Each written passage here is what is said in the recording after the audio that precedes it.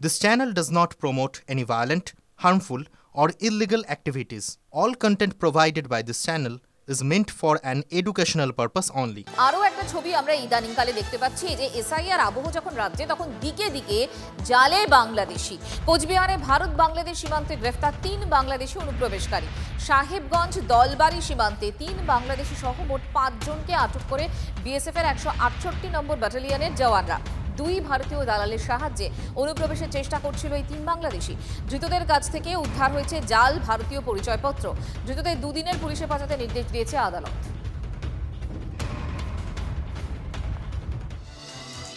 শুধুমাত্র বাংলাদেশি গ্রেফতার তেমনটা কিন্তু নয়, একের পর এক বাংলাদেশি ডেরারও হদিশ মিলছে।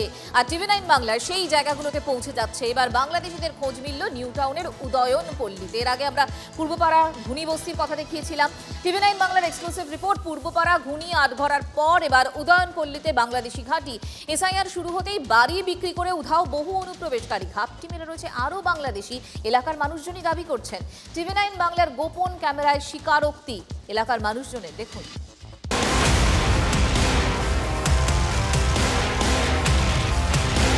এই কলকাতার মধ্যেই রয়েছে আরেকটা কলকাতা, হেঁটে দেখতে শিখুন।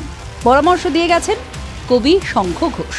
আমরাও কলকাতা থেকে অনতি দূরেই একটু হাঁটাহাঁটি করছিলাম বিধাননগরের উদয়ন পল্লীতে। এসআইআর ঘোষণার পর থেকে সেখানে চাঞ্চল্য ছড়িয়েছে। এইখানে দেখুন কি বলছে, কি এটা জিজ্ঞাসা করছি লোক সব কাজে ভাড়া সব সব ভাড়া চলে গেছিল না আছে, এই যে ভাড়া আছে, সেটাকে ভাড়া আছে, সাদা লাগাম কাজে গেছে। ও আসবে আজকে, আসবে না কালকে আসবে। সব এখানকার লোক, আমাদের কলকাতায় লোক, সব কলকাতার লোক। আমার কলকাতায় না না, কলকাতা বলে কি দেখো, ডায়মন্ড হারবার, নামখানা বলো, আমাদের 24 পরগনার লোক সব। না আপনারা তো কলকাতার লোক বোঝা যাচ্ছে। এরা কি কিসের লোক সেটা আমরা বলি, বাংলাদেশ, সেটা আমি বলছি।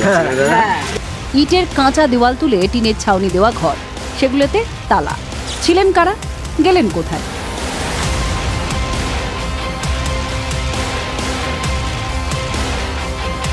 আরেকটু এগিয়ে একটা আধ পাকা বাড়ি, অন্ধকার গলির দুপাশে ঘর, তালাবন্দি ঘর দেখিয়ে বৃদ্ধ প্রতিবেশী বললেন এখানে বাংলাদেশি থাকতো, পালিয়েছে। তখন কিন্তু তারা এখানে তাদের যে অস্থায়ী ভিটে ছিল সেটা তো ছেড়ে পালিয়ে গেছেন। অনেকে না এখানে স্থায়ী ভিটে কিনে ফেলেছিলেন, সেই স্থায়ী ভিটেও বিক্রি করে পালিয়ে গেছেন। দেখো এই যে এই বাড়িটা, এখানে তালা ঝুলছে, এইটা বাংলাদেশি নাগরিকরা এখানে এই বাড়ি কিনে বসবাস করছিলেন, কিন্তু তারা এখন এই এসআইআর আবহে এই বাড়ি বিক্রি করে দিয়ে পালিয়ে গেছেন, সেটা এলাকাবাসীরা বলছেন। পরের বাড়িটা দেখো, এই বাড়িতেও তালা ঝুলছে, তবে এরা কর্মসূত্রে বাইরে গেছেন বলে স্থানীয় বাসিন্দারা জানাচ্ছেন। পরের বাড়ি, এটাতেও তালা ঝুলছে। কিন্তু এই যে বাড়িটা, এই বাড়িতে যে বাংলাদেশিরা বসবাস করতেন এবং তারা যে এই বাড়ি কিনে ফেলেছিলেন এখানে এসে, এটা কিন্তু স্থানীয় বাসিন্দারা মেনে নিচ্ছেন, আমাদের ক্যামেরার সামনে তারা স্বীকার করেছেন। কোনটা বাংলাদেশের? এটা বাংলাদেশ বন্ধ করে দিয়ে পালিয়ে গেছে, বিক্রি করে দিয়ে পালিয়ে গেছে। কতদিন ছিল? এই প্রায় 10-15 বছর ছিল, তারপরে বিক্রি করে দিয়ে পালিয়ে গেছে। হ্যাঁ, এই 1 মাস হলো গেছে। আমরা দেখেন, আমরা তো এখানে 2016-তে এসেছি, তখন থেকে ওনাদেরকে এখানেই দেখেছি। আপনারা 2016 সালে এখানে এসে তখন থেকে এখানে দেখছেন, তারপরে পালিয়ে গেলেন 15 দিন আগে। 15-16 দিন আগে উনি চলে গেছেন এখান থেকে। আপনারা কি করে জানলেন তারা বাংলাদেশি কথাবার্তা? তারপরে ওনারা আমাদের সাথে মিশতে করতো, তো তাই বলতো যে আমরা বাংলাদেশে বাড়ি। উনি স্বীকার করেছে আমাদের বাংলাদেশে বাড়ি। কসবায় গুলশান কলোনি, মেদিনীপুর শহরের হঠাৎ পল্লী, বিধাননগরের উদয়ন পল্লী, বাংলা জুড়ে আর কটা এমন পল্লী উজিয়ে রয়েছে? কতজন বাংলাদেশি লুকিয়ে রয়েছেন বাংলায়? উত্তরটা রয়ে গেল তালাবন্দির ঝুপড়িগুলির পিছনে।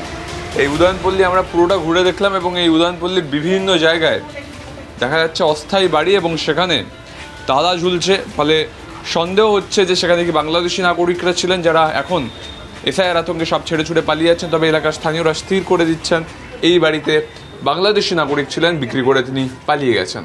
ক্যামেরা দীপঙ্করের সঙ্গে সুমন, টিভি9 বাংলা, উদয়নপল্লী, কলকাতা।